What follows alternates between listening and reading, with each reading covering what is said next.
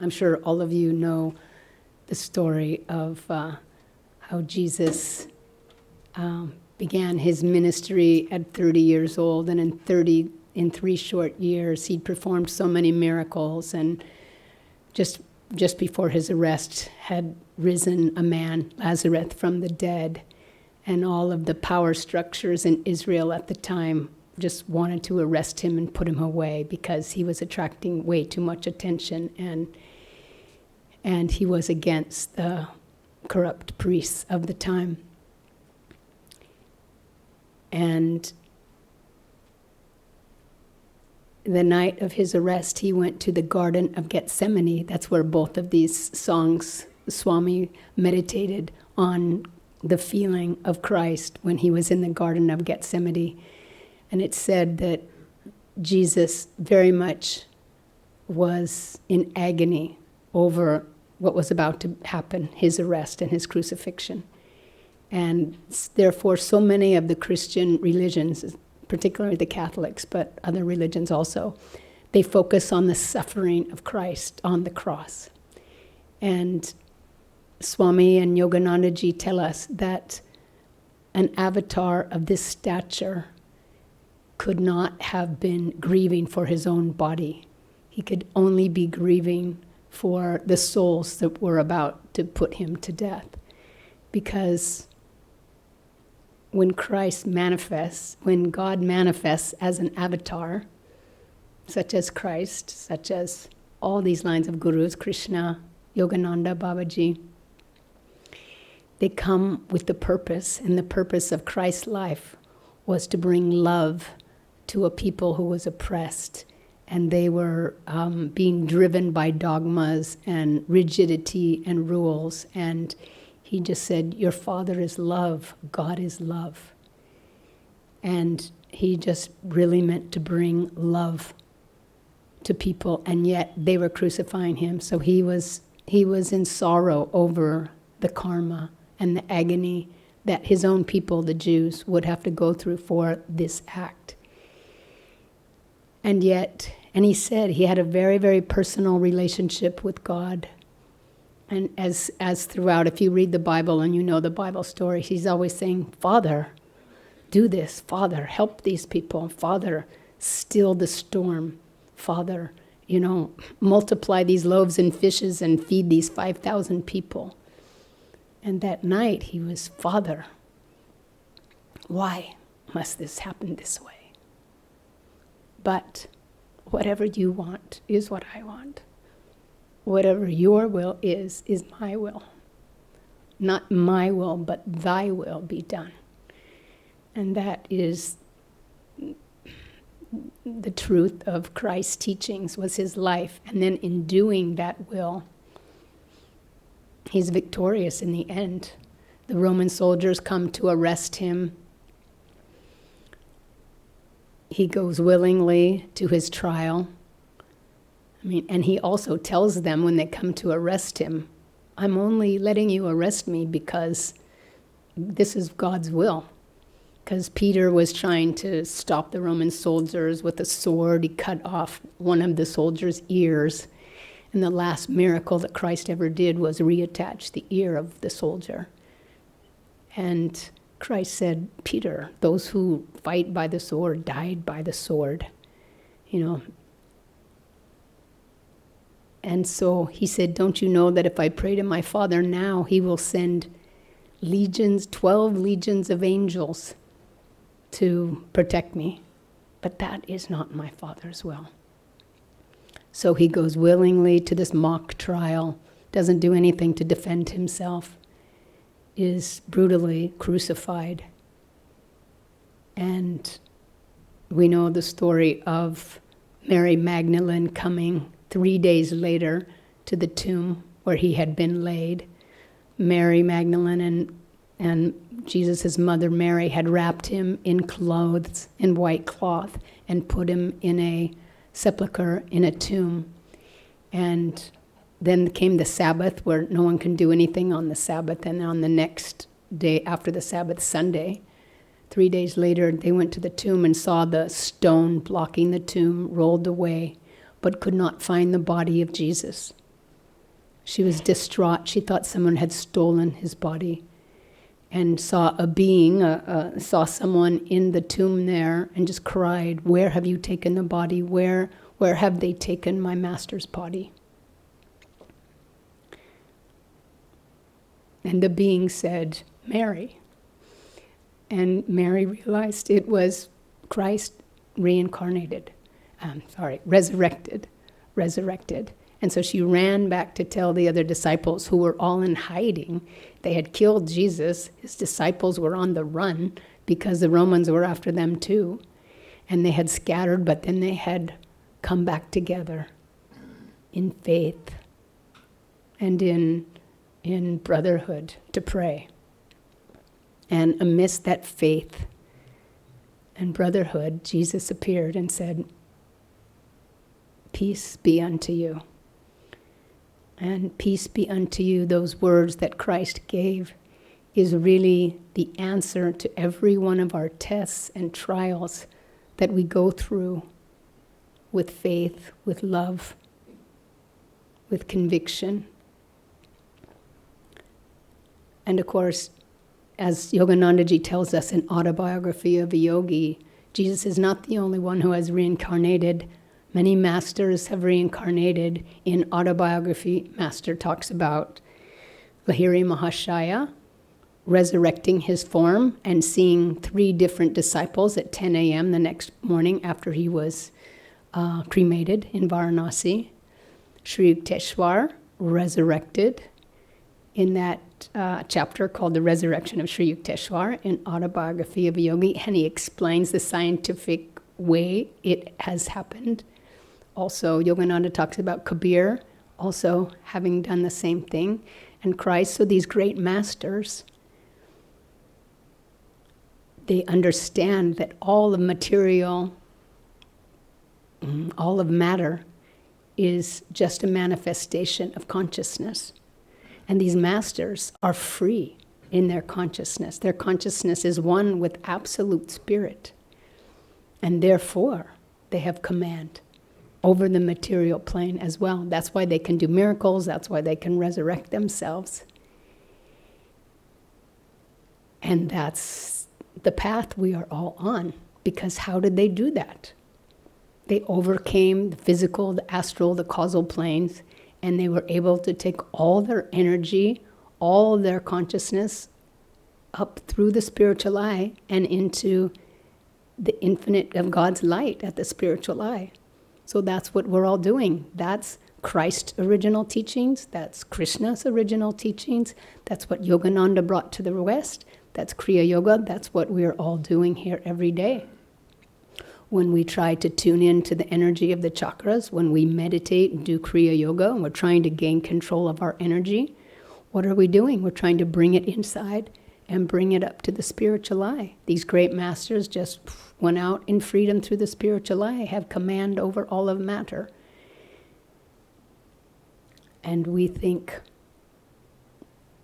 not me, I could never do something like that. One of Yogananda's disciples said he had given Bernard some difficult task to do.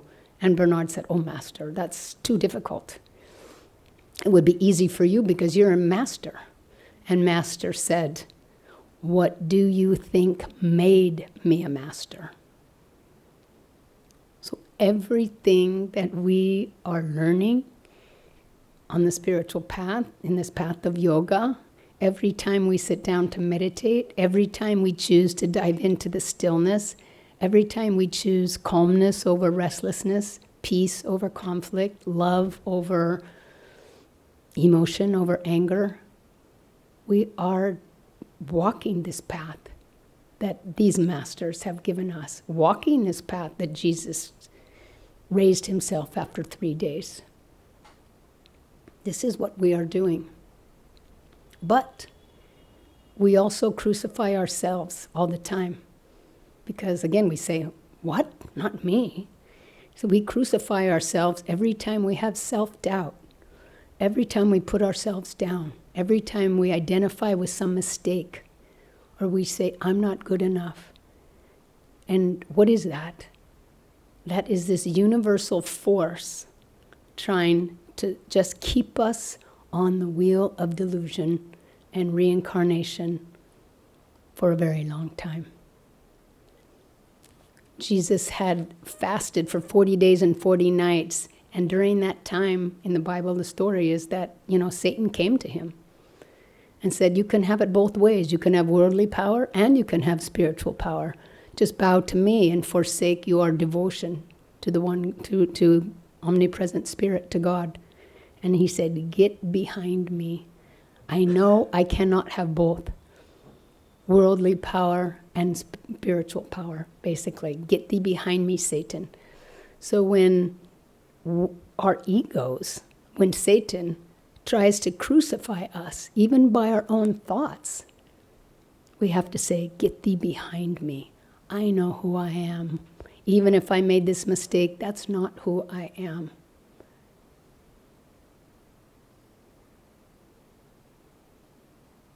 And this is a battle we have to fight every single day. Some of our trials, and we will go through trials. Jesus went through a very strong trial. Of course, he was an avatar, so it was okay for him. But it would be very difficult if we were to go out and get crucified. But our trials are not that dramatic, but they're dramatic for us. We have some big loss, some personal loss, some health loss, some financial loss, some drama happens in our lives. And Swami and Yogananda tell us we have to meet that obstacle, we have to meet that trial with the same amount of energy that it hits us. If it's a very strong Maya and delusion that you're going to lose everything, you already have lost everything, this is going to be disaster for you. If it's coming at you that strong, you have to put up that much willpower to meet that thought and say, no, I know who I am, and this cannot touch me because I am infinite, eternal, like these great ones. And how do we do that? We do that with our willingness. We do that with persistence, with conviction that what the masters tell us is true. We do that with faith, with love, with energy. Just like the affirmation on willingness. We have to have the willingness to meet our trials like that. If we don't have the willingness, no, we can't meet them. And if we don't meet them, yes, after some time, 5 years, 10 years, this loss will seem like it's behind me, and so maybe it will go away. But there's no gain in that. You haven't resolved that vritti. You have not conquered that delusion. To conquer the delusions, we have to meet our trials head on and be willing, have the willpower to meet them.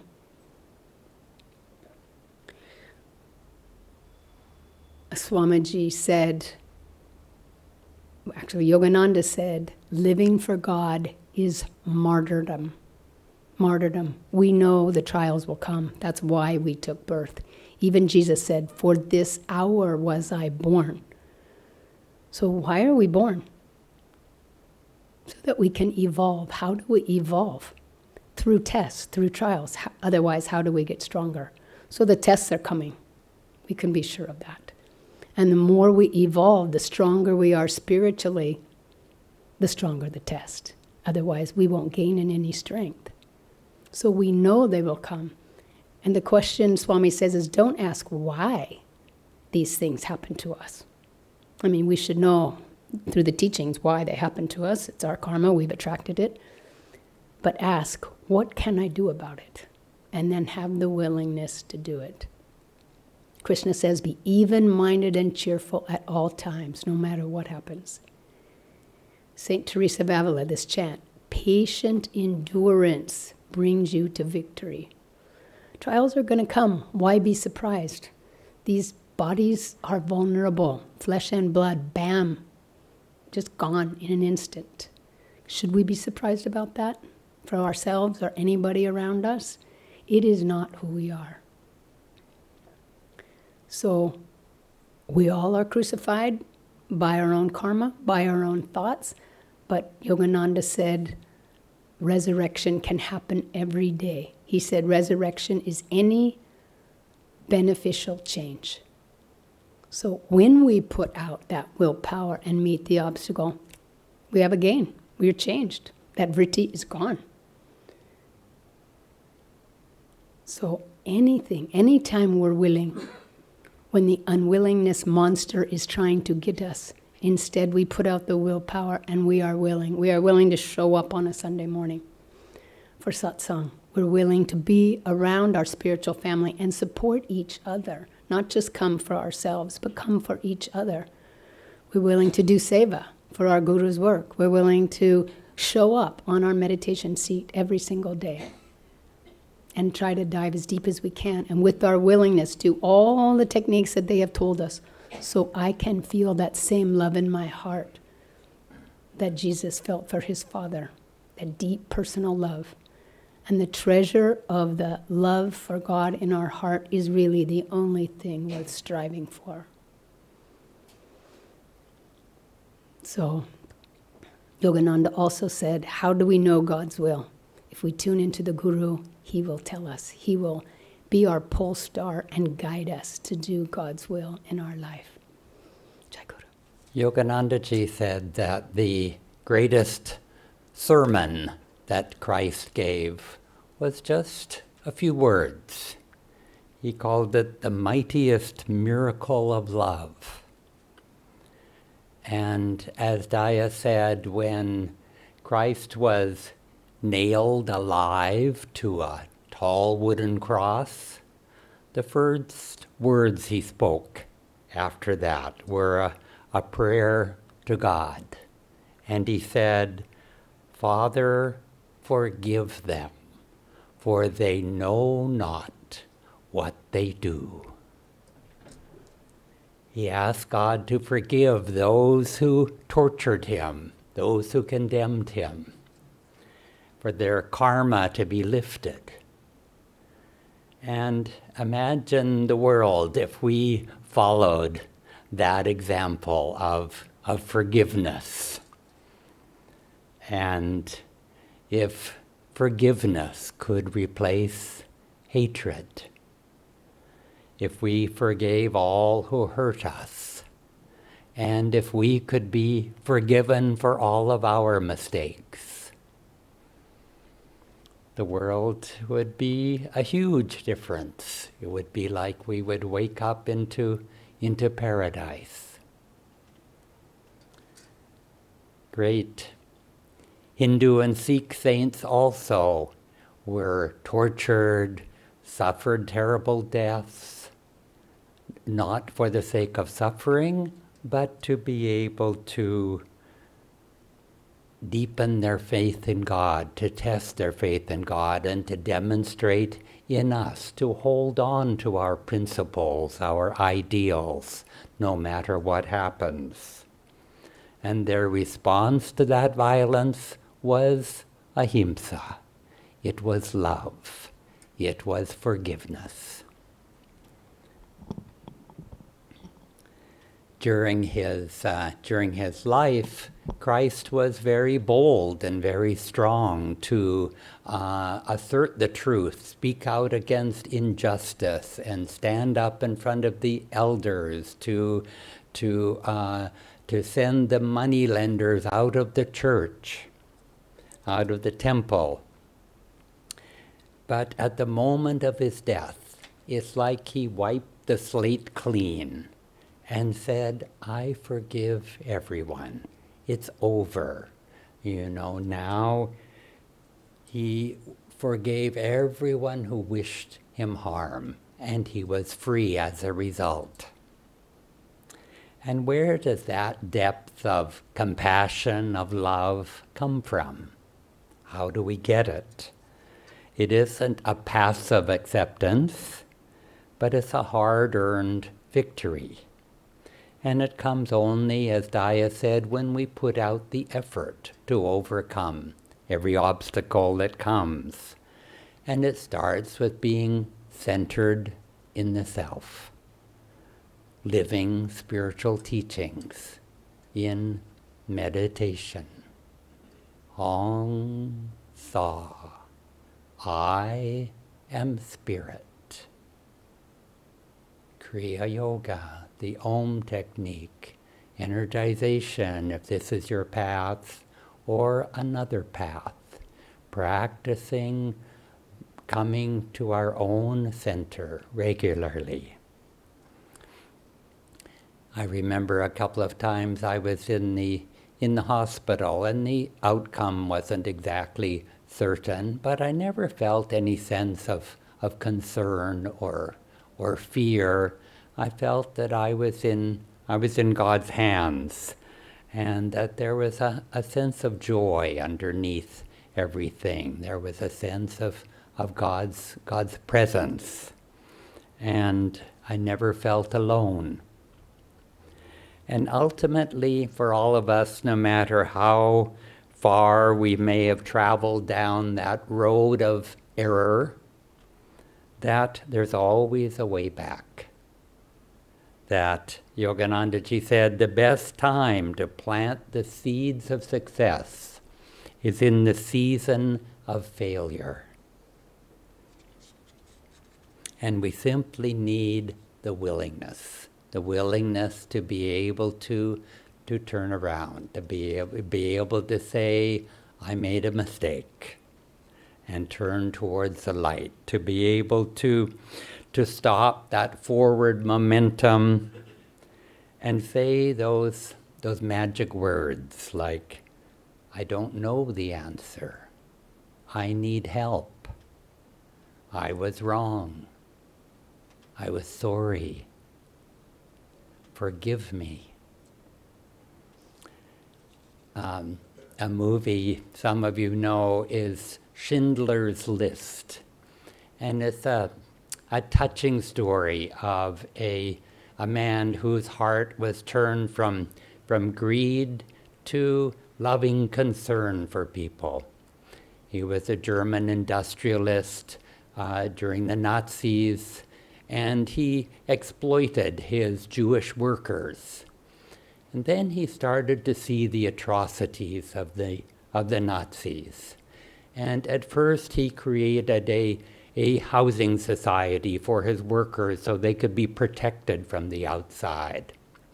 And then when he really realized that the Nazis intended to exterminate all of the Jews, then he convinced them that he would move all of his workers to a new location, start a new factory, and the Nazis agreed, but only if he paid for each worker who was moved.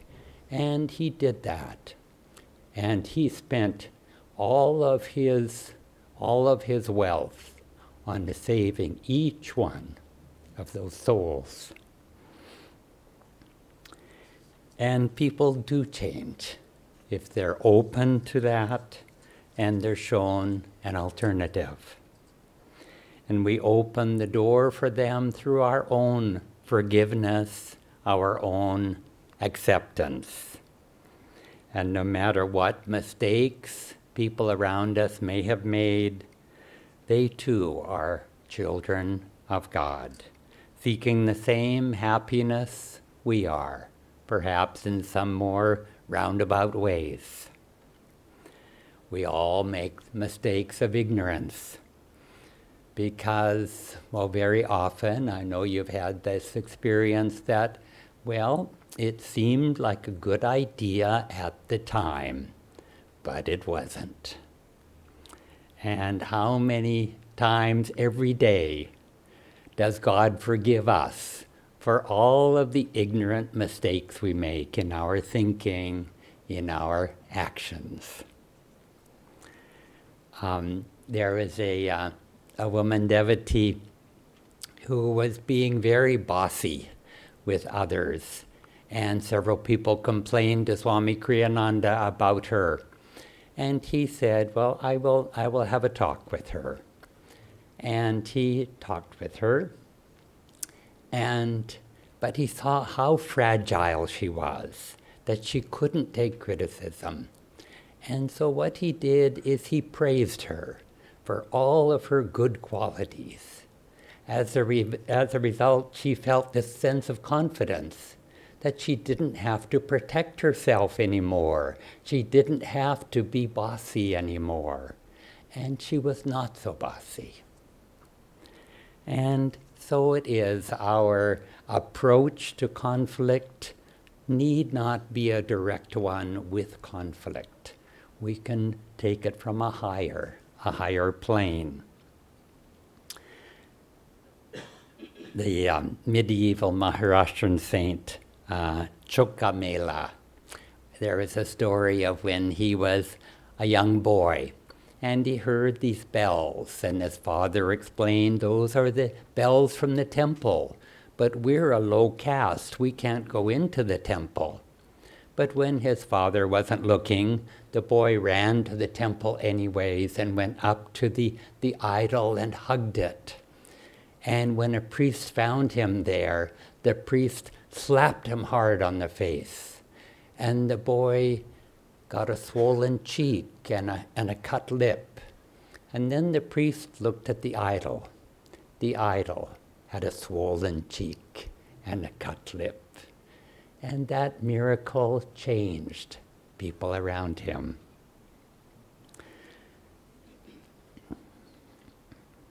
Yogananda ji said that, teach us to forgive those who offend us. Bless us that we may impart love for hatred, kindness for anger, and good for injury, that we may feel that even the darkest soul is only an error dreaming immortal. With forgiveness, awaken him to his true heritage, purity and immortality. And the Gita concludes, how easy it is then for those whose sole desire is to serve God, to attain me.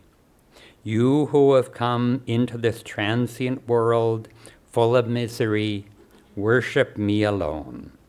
Keep your mind fixed on me. Be my devotee. In ceaseless worship and adoration, bow to me. Thus becoming one with me, knowing me as your highest goal, you shall ever be my very own. All things will pass, but God's love is always ours forever. Thank you.